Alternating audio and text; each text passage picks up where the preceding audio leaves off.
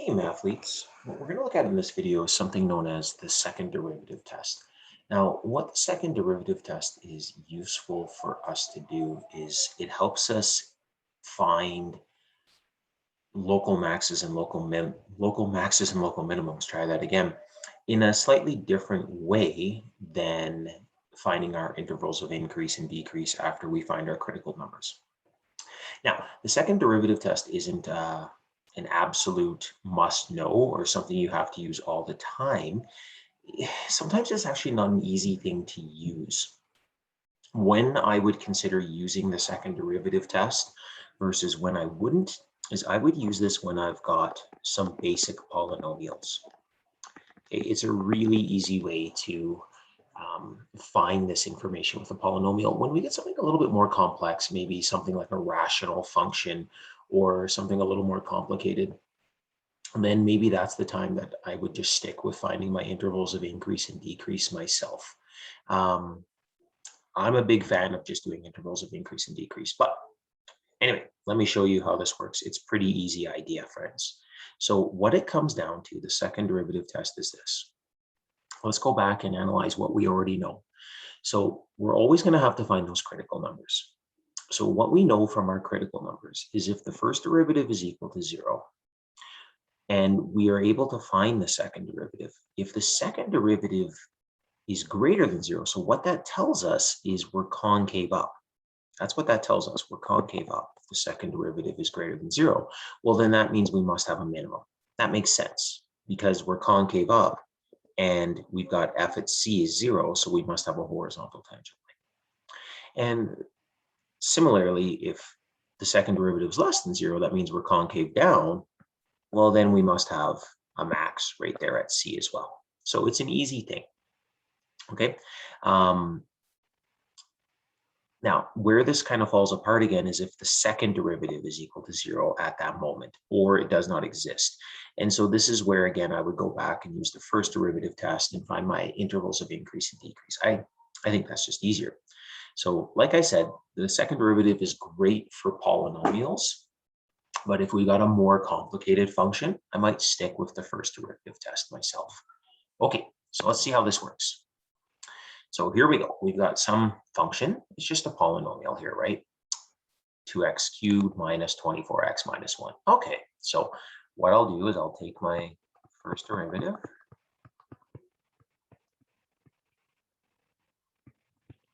I'll take my second derivative.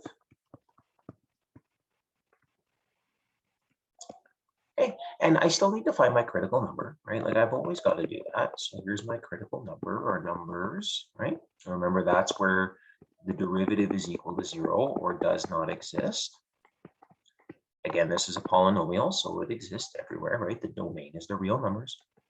So I set this equal to 0. I factor, hey, good old factoring, it just never goes away. And so what I find are my critical numbers are x is equal to 0, x is equal to 4. Okay, so that's a good thing. And then from here, what we're then going to take a peek at is the fact that I just realized I messed my derivative up there.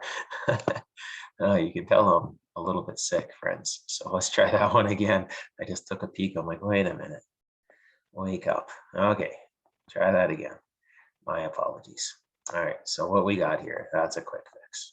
I'm sure some of you were screaming at me while I was doing that, right? They're screwing that up. Yep, I screwed that one up. All right, sorry about that. So we got to factor a little bit more here. X minus 2, x plus 2. All right. So we get x is 2, x is negative 2. Okay, so there's our critical numbers.